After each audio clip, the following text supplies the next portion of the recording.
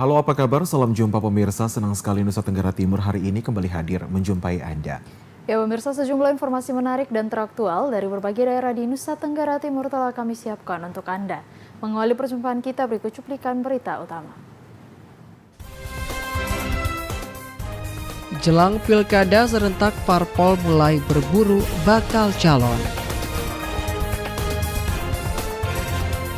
Pengamanan ketat pertemuan kerjasama Indonesia dan Tiongkok di Labuan Bajo. Penyelenggaraan turnamen voli Koramil Aimere Cup oleh Kodim 1625 Ngada.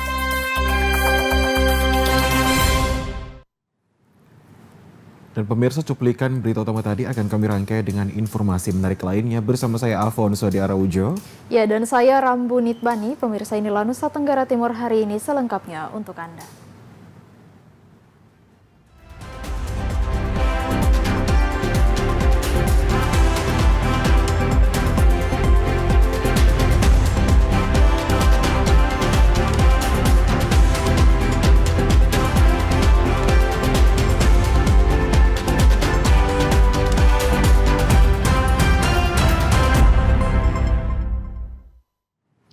Pemirsa, jelang pemilihan kepala daerah serentak pada 27 November 2024 mendatang, partai politik di Kabupaten Flores Timur mulai berburu bakal calon bupati dan wakil bupati dengan membuka tahapan pendaftaran semua kalangan. Mekanisme penjaringan dan pendaftaran bakal calon bupati dan wakil bupati yang siap bertarung dalam Pilkada Flores Timur oleh partai politik secara resmi telah oleh partai politik. Toleransi waktu pendaftaran terhitung sejak tanggal 16 April hingga 30 April 2024 mendatang. Pendaftaran bakal calon bupati dan wakil bupati dibuka untuk semua kalangan, mulai dari kader partai, masyarakat luas, baik itu dari kalangan akademisi, tokoh masyarakat, teknokrat, hingga pengusaha yang berkeinginan untuk mengikuti ajang kontestasi pesta demokrasi pemilihan bupati dan wakil bupati Flores Timur periode 2024-2029. Robert Kereta, Sekretaris Dewan Pimpinan Cabang salah satu partai di Kabupaten Flores Timur menjelaskan, secara kelembagaan partainya telah membuka pendaftaran dan bersifat terbuka untuk umum bagi segenap masyarakat yang berkeinginan untuk menjadi calon bupati dan wakil bupati Flores Timur mendatang. Para calon yang hendak melamar tidak dikenakan biaya apapun dan hanya menyerahkan KTP. Selanjutnya mengisi formulir yang disiapkan untuk selanjutnya mengikuti tahapan dan mekanisme internal partai, termasuk mengikuti kegiatan fit and proper test atau tes kepatutan dan kelayakan. Hal-hal yang teknis yang perlu saya jelaskan yaitu pendaftaran itu terbuka untuk umum. PDI Perjuangan diinstruksikan supaya segera melakukan pemetaan politik di Kabupaten Flores Timur dan segera melakukan penjaringan kepada seluruh yang siap berkontestasi di 2024 siap. Itu artinya tidak hanya untuk karir PDI Perjuangan, tetapi baik di luar PDI Perjuangan. Sementara Ketua DPC salah satu partai yang juga telah membuka pendaftaran, Yosep Sani Betan, menegaskan pihaknya berdasarkan keputusan internal telah membentuk panitia pendaftaran, selanjutnya membuka kesempatan pendaftaran kepada segenap calon bupati dan wakil bupati. Dari Flores Timur, Patman Werang, TVRI NTT.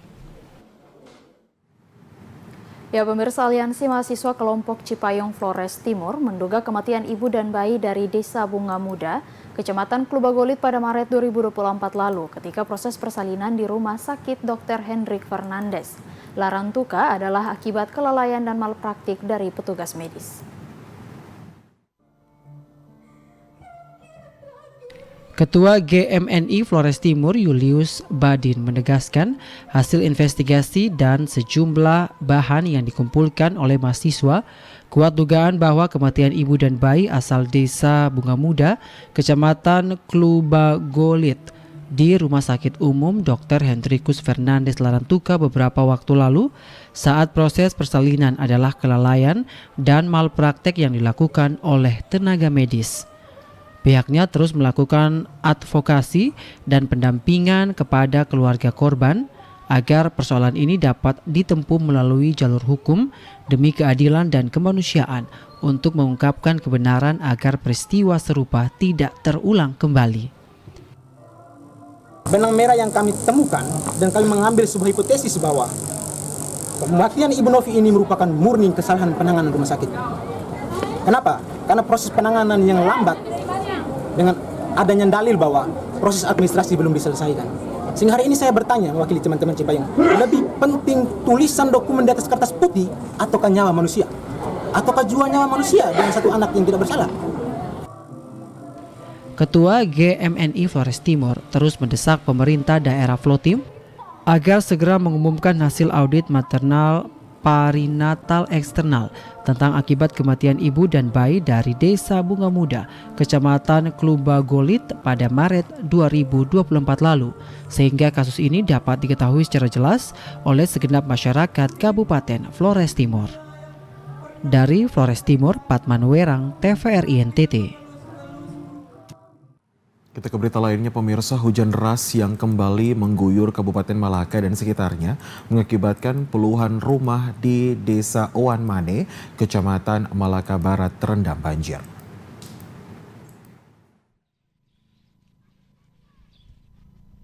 Banjir kembali merendam puluhan rumah warga di Desa Owan Mane, Kecamatan Malaka Barat. Tidak ada korban jiwa, namun sebagian ternak milik warga tersapu banjir dan puluhan hektar lahan pertanian terendam banjir. Tidak hanya itu, sumber mata air yang biasa dipergunakan warga sebagai air minum juga terendam dan tertimbun lumpur sehingga tidak layak dikonsumsi. Untuk memenuhi kebutuhan air bersih, warga terpaksa mengambil air yang disiapkan pemerintah. Aplonia Aduk, salah seorang warga dusun Kleduk Manuoan, Desa Owan Mane, mengaku banjir terjadi pada dini hari akibat hujan deras yang mengguyur wilayah Malaka selama 1 hari. Banjir yang merendam hanya setinggi lutut orang dewasa sehingga membuat warga tidak mengungsi meninggalkan rumah. Namun jika volume air terus bertambah, Aplonia mengaku pasti warga akan dievakuasi ke lokasi yang lebih aman. Banjir yang merendam pemukiman warga ini akibat tidak adanya tanggul penahan banjir di Sungai Benenain. Hal ini diperparah dengan tidaknya berfungsi drainase di pemukiman warga sehingga melebur ke badan jalan dan merendam rumah warga. Masuk, tapi ini apa keruh? Sumur keruh? Iya. Banjir sejak kapan, Mama? Tadi pagi. Tadi pagi. Yang hujan tadi malam itu kah? Hujan dari kemarin. Tadi malam banjir, tapi tadi pagi baru sampai di sini. Oh, Mama, ini kira-kira kekurangannya di mana? Hampir setiap tahun atau setiap kali musim hujan selalu ada banjir terus ini. Itu karena tanggul belum sambung tuh. Oh, begitu. Kalau coba ini sambung itu tanggul tuh, terus tanggul di sana itu sudah banjir lagi. Oh, begitu. Berarti masalahnya di tanggul kah? Iya. Aplonia berharap ada perhatian pemerintah daerah dengan pembangunan tanggul penahan banjir di Sungai Benenain sehingga ketika hujan tidak terjadi banjir. Dari Malaka, Yosman Seran, TVRI NTT. Aliansi Masyarakat Adat Nusantara atau AMAN menggelar pelatihan advokasi untuk kader pejuang masyarakat adat di Kabupaten Sika. Sebanyak 3 komunitas masyarakat adat yang mengikuti kegiatan itu yakni suku Soge Natarmage, Goban Runut, dan suku Tukan.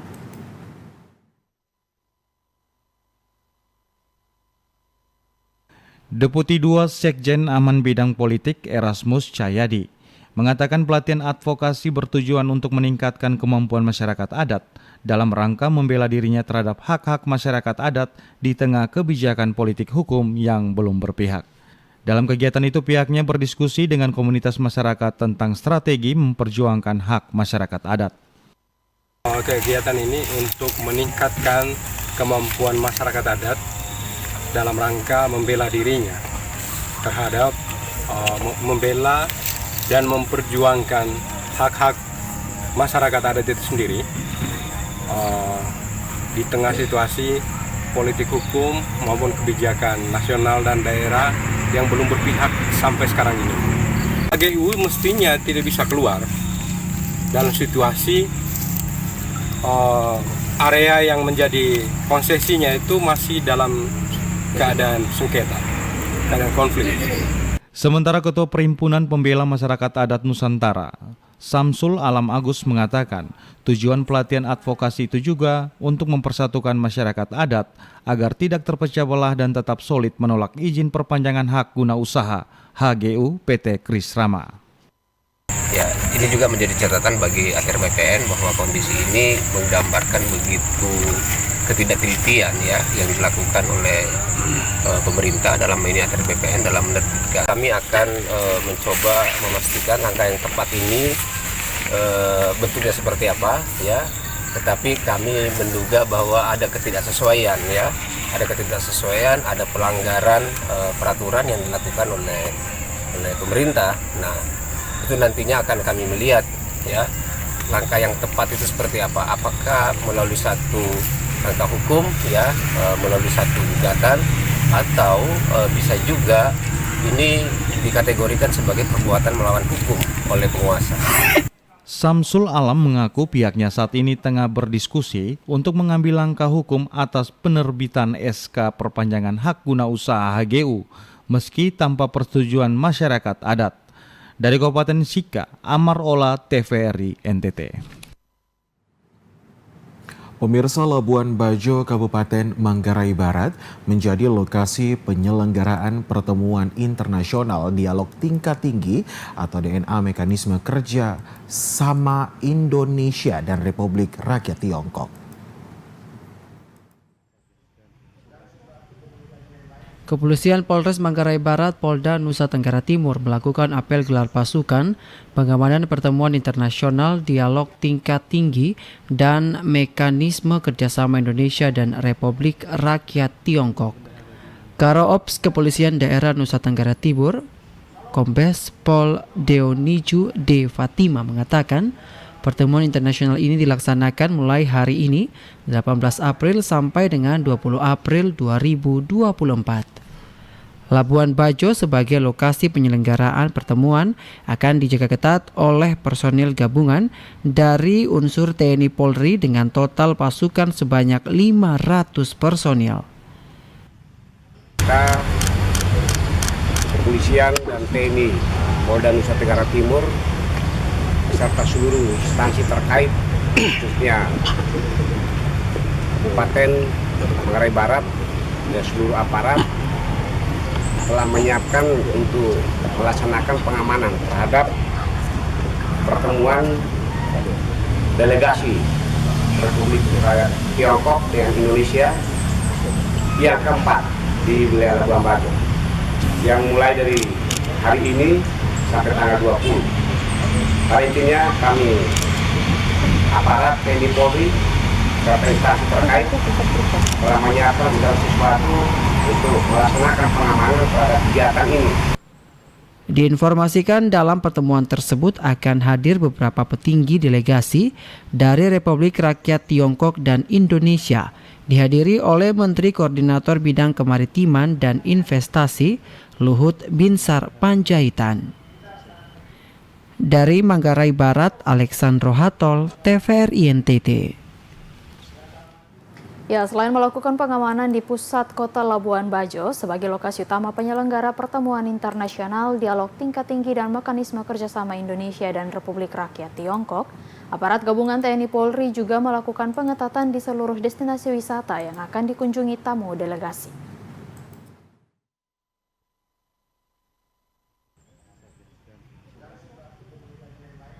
Kepolisian Polres Manggarai Barat dan tim gabungan dari TNI akan melakukan pengetatan di sejumlah objek wisata seperti Pulau Padar, Pulau Komodo, dan destinasi wisata lainnya di Taman Nasional Komodo yang akan dikunjungi para tamu delegasi dari Republik Rakyat Tiongkok. Karo Ops Kepolisian Daerah Nusa Tenggara Timur, Kombes Pol Deoniju D. Fatima mengatakan, Proses pengamanan akan dimulai dari hotel, kapal wisata yang akan digunakan, dan pengamanan ketat di spot wisata. Polres Manggarai Barat dan TNI mengkerahkan personil Polairut dan angkutan laut yang dilengkapi dengan peralatan lengkap standar pengamanan VVIP sehingga dipastikan para delegasi yang hadir dijamin keamanannya. Yang pertama, proses pengamanan ke Pulau Badan. Jadi tamu boleh berangkat dari pagi. Sudah pasti dari kita untuk pengamanan sudah jauh-jauh sebelumnya, sehari sebelumnya sudah siapkan personil yang ada di sana. Baik itu di pulaunya sendiri, itu ada personil dari TNK khususnya untuk mengantisipasi peliharaan kita yang ada di sana, sehingga tidak pada saat tamu datang tidak mengganggu atau peliharaan kita ini bisa diarahkan ke tempat lain. Kemudian yang kedua, pengawalan dari kita kepolisian sama dari angkatan laut, kita melaksanakan pengawalan pendampingan beliau ke pulau dari berangkat sampai kembali lagi ke daratan. Dari Manggarai Barat, Alexandro Hatol, TVRI NTT. Ya pemirsa, kami akan kembali setelah jeda pariwara berikut ini. Untuk itu tetaplah bersama kami.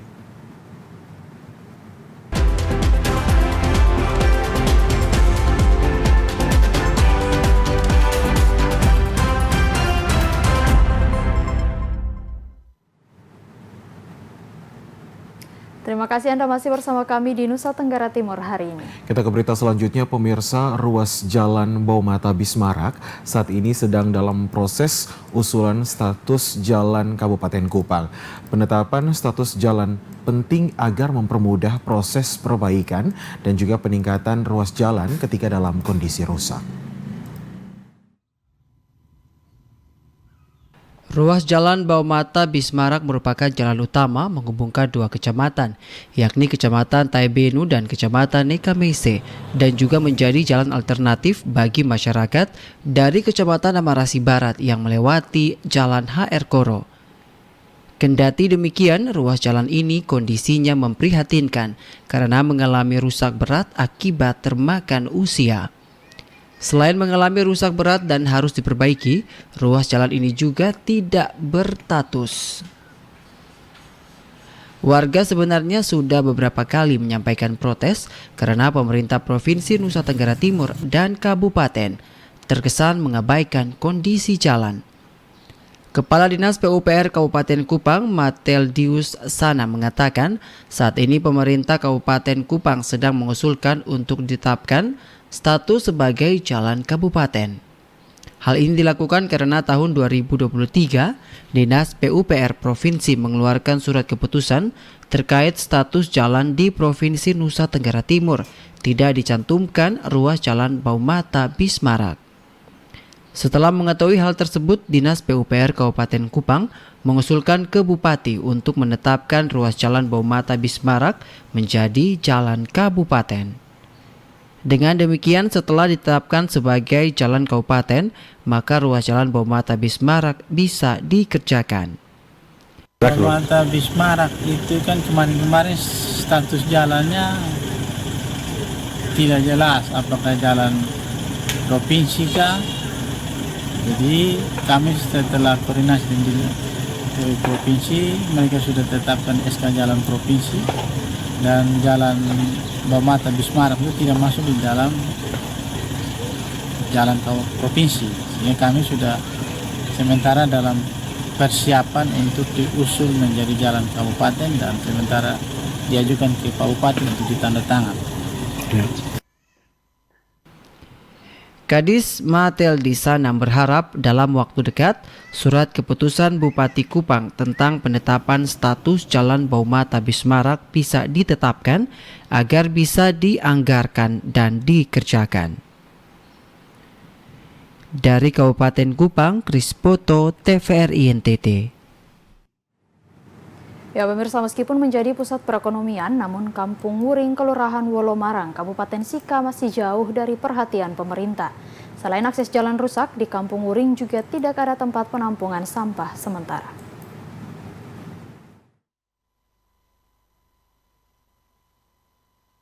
Ketua RT 46 RW 009 Ayu Lestari mengatakan, di perkampungan Wuring pemerintah hanya menyediakan tempat pembuangan sampah sementara berupa kantong plastik berukuran kecil yang tidak mampu menampung produksi sampah keluarga di wilayah itu. Terbatasnya kapasitas penampung sampah yang disediakan pemerintah membuat sampah-sampah berserakan dan meluap hingga ke laut. Kondisi ini membuat lingkungan di sekitar tempat penampungan sampah sementara menjadi kotor dan kumuh. Kalau saya sih masih kurang karena terkadang sampahnya kalau mobil sampah terlambat datang karena kan warga di sini tiap hari kumpul sampah, akhirnya angin tiup atau anak-anak buat main berserakan semua. Jadi kalau untuk tempat sampahnya masih agak kurang besar. Apa harapannya untuk pemerintah, Bu? Harapannya sih kalau bisa tempat wadah sampahnya itu lebih besar lagi biar sampahnya tidak berserakan, biar mobilnya terlambat datang kan tidak berserakan dia. Ayu Lestari berharap pemerintah melalui Dinas Lingkungan Hidup segera membangun bak penampung sampah di perkampungan Wuring agar tidak terkesan kumuh. Dari Kabupaten Sika, Amar Ola, TVRI NTT.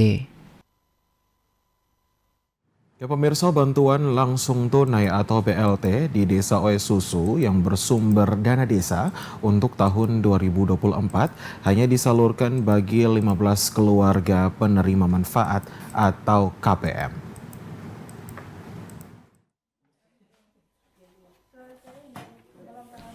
Penyaluran bantuan langsung tunai atau BLT yang bersumber dari dana desa di Kabupaten Kupang sejak tahun 2023 telah mengalami pengurangan keluarga penerima manfaat atau KPM karena hanya disalurkan bagi warga yang dikategorikan terdampak kemiskinan ekstrim.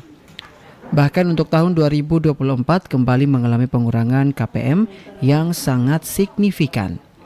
Seperti di Desa Oe Susu, Kecamatan Takari misalnya, pada tahun 2024 ini mengalami pengurangan keluarga penerima manfaat hingga tersisa 15 kepala keluarga. Kepala Desa Oe Susu Dani Novianto Touhu mengatakan sejak tahun 2023 telah terjadi pengurangan penerima BLT dana desa karena fokus penyaluran BLT dana desa hanya diprioritaskan bagi warga yang dikategorikan miskin ekstrim, sehingga setelah melakukan verifikasi dan musyawarah penetapan KPM, penerima BLT dana desa berkurang dari ratusan KPM menjadi 75 KPM. Untuk tahun 2024, BLT dana desa di Desa Oe Susu kembali mengalami pengurangan dari 75 KPM turun hingga tersisa 15 KPM. Penurunan KPM hingga 15 KPM ini terjadi bukan karena prioritas kemiskinan ekstrim, tetapi 60 KPM sebelumnya yang menerima BLT dana desa pada tahun 2023 lalu telah terdaftar dalam penerima manfaat bantuan sosial yang bersumber dari Kementerian Sosial, yakni Program Keluarga Harapan atau PKH dan Bantuan Pangan Non-Tunai atau BPNT. Untuk BLT dana desa tahun anggaran 2024 untuk tahun ini ada 15 KPM. 15 KPM itu tahun 2023 kemarin 75 tahun ini dia menurun ke 15 KPM dengan ini karena yang dari 75 KPM ini sudah terdaftar di bansos, dari bantuan bansos yang dari pusat, sehingga itu ada pengurangan untuk tahun 2024 ini. Ya, untuk tahun ini untuk itu dia satu tahun itu untuk satu KPM itu 3.600.000 dikali dengan 15 KPM itu kurang lebih sekitar 60-an juta. Pengurangan KPM BLT dana desa tentu memberikan keuntungan bagi desa karena dana desa bisa dimanfaatkan untuk berbagai program yang lain di desa. Dari Kabupaten Kupang, Kris Poto, TVRI NTT. Ya pemirsa, penjabat Bupati Kupang meminta aparatur sipil negara atau ASN untuk menjalankan tugas sebagai aparatur negara dengan melakukan perubahan ke arah yang lebih baik melalui aktivitas nyata serta bekerja dengan dedikasi yang tinggi. Hal ini penting untuk menyelesaikan persoalan seperti stunting, kemiskinan, dan ancaman rawan pangan akibat dampak badai El Nino. ASN dalam Pejabat Bupati Kupang Alexson Lumba meminta ASN dalam menjalankan tugas sebagai aparatur sipil negara perlu melakukan perubahan ke arah yang lebih baik melalui aktivitas nyata serta bekerja dengan dedikasi yang tinggi. Selain itu, aparatur negara diingatkan untuk bekerja sama dan kolaborasi antar perangkat daerah baik secara internal maupun dengan lembaga mitra dalam melaksanakan tugas. Karena memang ASN tidak bisa bekerja sendiri, tetapi butuh kolaborasi untuk menyelesaikan masalah di Kabupaten Kupang seperti stunting, kemiskinan, pengendalian laju inflasi, antisipasi ancaman rawan pangan akibat dari dampak El Nino. Alexson Lumba juga mengingatkan pentingnya disiplin masuk keluar kantor. Penegakan disiplin dimulai dari pimpinan dengan memberikan teladan yang baik bagi staf. Bila ada staf yang tidak disiplin, diberikan sanksi. Sementara bagi staf yang disiplin, perlu diberikan reward. Terus tingkatkan semangat, tekad dan komitmen yang tinggi sebagai ASN saat melaksanakan tugas dan tanggung jawab kita dalam melayani masyarakat sesuai dengan tugas pokok dan fungsi kita masing-masing. Saya ingin kita semua memaknai apel kesadaran yang dilaksanakan setiap bulan sebagai momentum untuk memantapkan kualitas pengabdian dan pelayanan kita, serta menyadari jati diri kita selaku warga korporat. Artinya, kita harus mengabdikan diri kepada masyarakat dan negara secara optimal. Alexson Lumba juga meminta agar dinas-dinas teknis memperhatikan kebutuhan masyarakat dengan selalu turun ke masyarakat untuk mengetahui kondisi yang ada. Ia berjanji dalam waktu dekat akan turun dan bertemu langsung dengan masyarakat. Dari Kabupaten Kupang, Max Foni, TVRI NTT. Sementara itu, pemirsa, kolaborasi Dinas Kesehatan dan pemerintah desa dalam menggelar kegiatan Posyandu di Desa Tesa, Kecamatan Layan Manen, Kabupaten Malaka. Kegiatan ini dilakukan untuk mendeteksi secara dini penyakit pada ibu hamil, bayi, anak-anak, dan juga para lansia.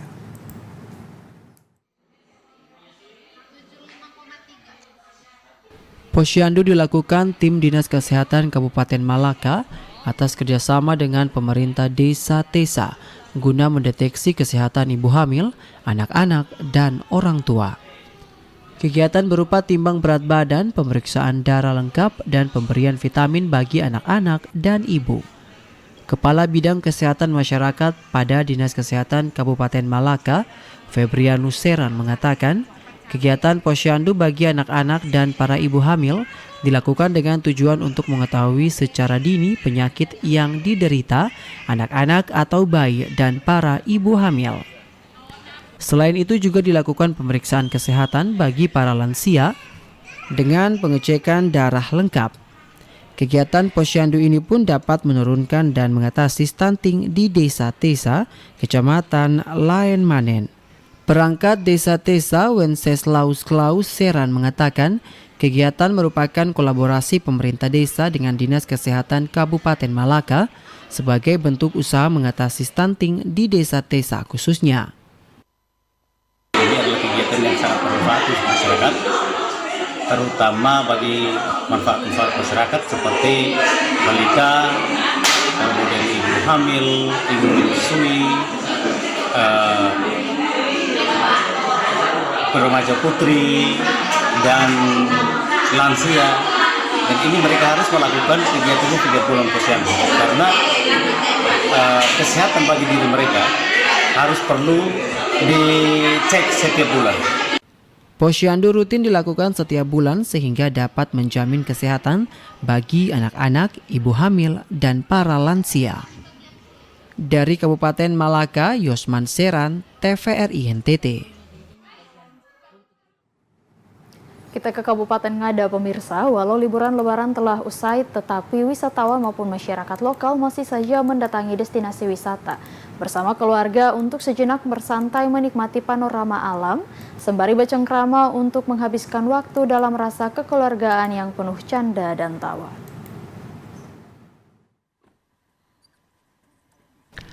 Liburan lebaran secara resmi telah usai bagi pekerja kantoran maupun lembaga pendidikan Tetapi kunjungan ke destinasi wisata masih saja terjadi bagi wisatawan terutama turis lokal di Kabupaten Ngada yang datang ke spot wisata baik menggunakan kendaraan roda 4 maupun roda 2. Mereka menghabiskan waktu bersama keluarga dengan bersantai sejenak, menikmati panorama pemandangan alam yang ada di Kabupaten Ngada. Salah satu destinasi yang masih dikunjungi adalah destinasi wisata Bukit Wolobobo yang menawarkan pesona negeri di atas awan dengan udara dingin serta indahnya matahari terbenam sambil ditemani secangkir kopi panas, kopi Arabica Bajawa untuk memberikan kehangatan bagi para pengunjung. Salah satu wisatawan asal Ende, Zulkifli Nurdin menuturkan bahwa dirinya jauh-jauh dari Ende untuk mencari spot wisata yang berbeda sekaligus menikmati perjalanan lintas Flores untuk sekedar melepas kejenuhan dari pekerjaan dan menikmati pemandangan alam di Kabupaten Ngada serta berharap agar Pemda Ngada lebih fokus dalam pengembangan pariwisata dengan tetap menjaga kebersihan lingkungan agar peningkatan ekonomi masyarakat di Flores meningkat khususnya di Kabupaten Ngada. Ende sebenarnya banyak juga sih ya wisata, cuma lebih pilih di sini karena kita mungkin yang pertama mau mencoba suasana yang baru kayak di atas bukit kan. Sebenarnya kita mau lihat juga ada gunung kan di sebelah, cuma ketutup. Jadi ya cuma mau merasakan suasana saja sih Pak. Kalau di Ende kan panas, di sini mungkin lebih adem gitu. Kalau harapan ke depan jalannya itu diperbaiki lagi yang arah ke sini. Yang di bawah itu sama kebersihan mungkin tempat sampahnya ditambah lagi ditaruh gitu gimana. Selama liburan lebaran kali ini banyak wisatawan lokal maupun mancanegara yang datang berkunjung ke Kabupaten Ngada walau cuaca masih diwarnai dengan hujan ringan dan kabut. Namun tidak menyurutkan semangat wisatawan untuk berlibur sambil menikmati pesona pemandangan alam maupun kekayaan budaya yang ada di Kabupaten Ngada. Dari Kabupaten Ngada, Lexi Nunu, TVRI NTT. Pemirsa, untuk mencari bibit pemain voli yang baru serta dalam mencetak prestasi olahraga bola voli bagi atlet di Kabupaten Ngada, Kodim 1625 Ngada menyelenggarakan turnamen Koramil Aimere Cup yang diikuti oleh sejumlah klub bola voli dari 4 kabupaten yang dibuka secara resmi oleh Bupati Ngada. Olahraga sangat penting bagi masyarakat untuk menjaga kebugaran dan kesehatan fisik manusia, sekaligus menjadi ajang cipta prestasi yang dapat menghasilkan penghasilan untuk kebutuhan hidup sendiri. Salah satu cabang olahraga yang digemari masyarakat adalah olahraga voli karena mudah untuk dimainkan serta mampu menjadi olahraga favorit dalam menjaga kesehatan tubuh. Untuk itulah Kodim 1625 Ngada melalui Koramil Aimere menyelenggarakan turnamen voli pertama kali yang diikuti oleh klub dari Kabupaten Ngada, Ende, Nagikeo, dan Kabupaten Manggarai Timur. Turnamen voli Koramil Aimere Cup yang diikuti 12 klub putra dan 9 klub putri ini dibuka secara resmi oleh Bupati Ngada dengan melakukan upacara sederhana dan pemukulan bola pertama sebagai tanda resminya turnamen voli Koramil Cup dilaksanakan. Bupati Ngada Andreas Paru menjelaskan pencarian bakat pemain baru melalui turnamen voli sangat penting agar peningkatan prestasi para pemain di Ngada dapat dicapai bahkan dapat menjadi pemain profesional nanti sehingga Kabupaten Ngada diharapkan bisa melahirkan atlet voli yang handal di kemudian hari. Prinsip pemerintah daerah menyambut baik kegiatan dilakukan oleh jajaran Kodim Ngada yang diselenggarakan oleh Koramil Aimere. Ada beberapa alasan. Yang pertama dalam rangka mempersatukan ya persaudaraan, tali persahabatan. Yang kedua bisa menghidupkan perekonomian, di mana di sini bukan hanya dari klub-klub yang datang, tapi masyarakat berpartisipasi, para pelaku usaha juga memberikan kontribusi dan ini tentunya terjadi pergerakan putaran ekonomi. Kemudian yang berikut tentunya pemerintah selalu berupaya bersama jajaran TNI, Polri, juga semua komponen masyarakat untuk selalu mendukung kegiatan olahraga khususnya voli.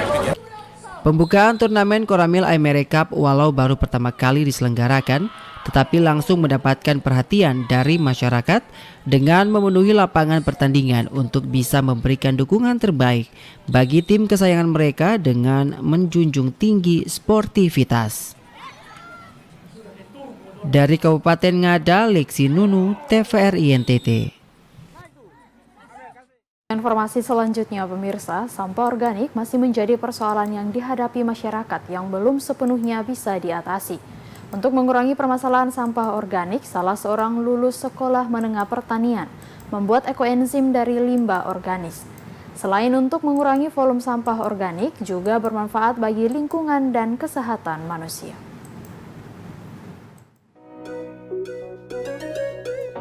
Adalah Nikolaus Banase, pria asal Kabupaten Timur Tengah Utara yang mendedikasikan dirinya untuk mengurangi sampah organik di lingkungannya dengan membuat ekoenzim bersama LSM penggiat lingkungan di Desa Nolbaki, Kecamatan Kupang Tengah, Kabupaten Kupang.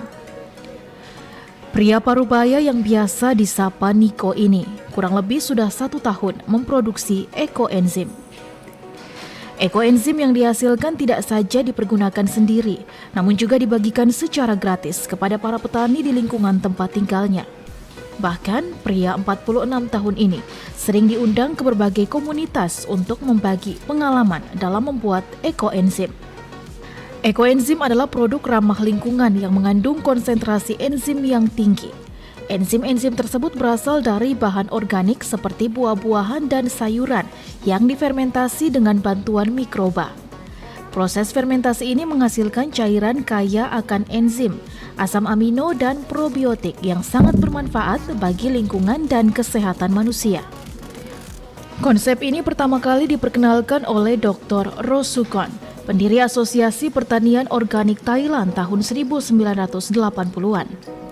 Ide pembuatan ekoenzim muncul karena keprihatinan pria 46 tahun ini atas sampah organik yang dihasilkan masyarakat yang belum dikelola secara baik, sehingga dikhawatirkan dapat merusak lingkungan. Berdasarkan riset Kementerian Lingkungan Hidup dan Kehutanan, sampah organik menyumbang sebesar 60% dari total sampah yang dihasilkan di Indonesia.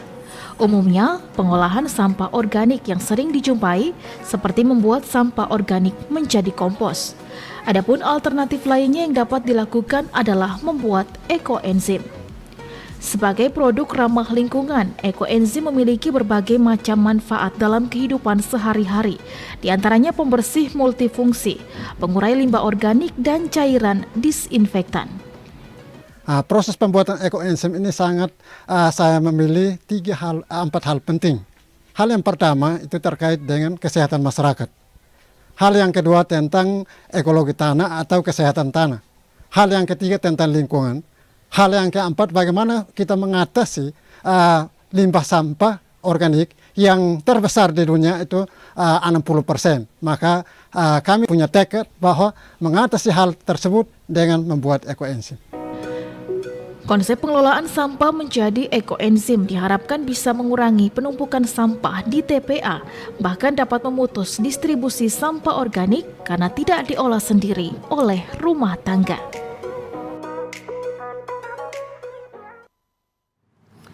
Ya pemirsa, kopi Oil Biteno asal Kabupaten Kupang secara perlahan mulai dikenal luas oleh masyarakat.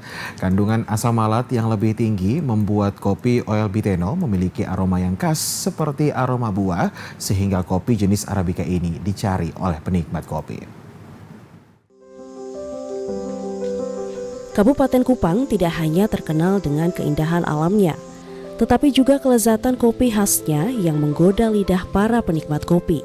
Adalah varietas kopi unik dari Desa Oil Biteno, Kecamatan Fatuleu Tengah, yakni kopi Oil Biteno yang telah berhasil mencuri perhatian pecinta kopi. Hasil penelitian dari Institut Teknologi Bandung, ITB, menunjukkan kopi Oil Biteno jenis Arabica ini memiliki kandungan asam malat yang lebih tinggi dibandingkan dengan jenis kopi yang sama asal NTT seperti dari Flores. Kopi Oil Biteno juga memiliki kandungan asam asetat yang lebih sedikit, sehingga mengurangi rasa kecut dari kopi, sehingga membuat kopi Oil Biteno tidak kalah berkualitas dibandingkan dengan kopi jenis Arabica yang ada di Indonesia. Yusuf Zetmin Koin Manas, penggiat kopi asal desa Oil Biteno, Kabupaten Kupang, yang melakukan inovasi dengan menggabungkan tradisi dan modernitas dalam proses produksinya setelah mendapat bimbingan dari ITB. Proses pengiringan biji kopi dilakukan dengan cermat. Salah satunya adalah teknik fermentasi dan roasting biji kopi. Teknik fermentasi yang tepat diperlukan untuk menghasilkan jumlah asam malat yang diinginkan. Suhu roasting pun diatur sedemikian rupa untuk mencegah biji kopi menjadi gosong saat suhu lebih tinggi atau mengandung terlalu banyak asam asetat saat suhu terlalu rendah. Kopi yang dihasilkan dari pria Parubaya ini adalah dalam bentuk kopi biji dan tepung. Promosikan lagi dalam bentuk biji kering dan juga dalam bentuk bubuk. Sementara yang dipromosikan kalau ada yang minta 2 kilo, saya bisa layani 1 kilo.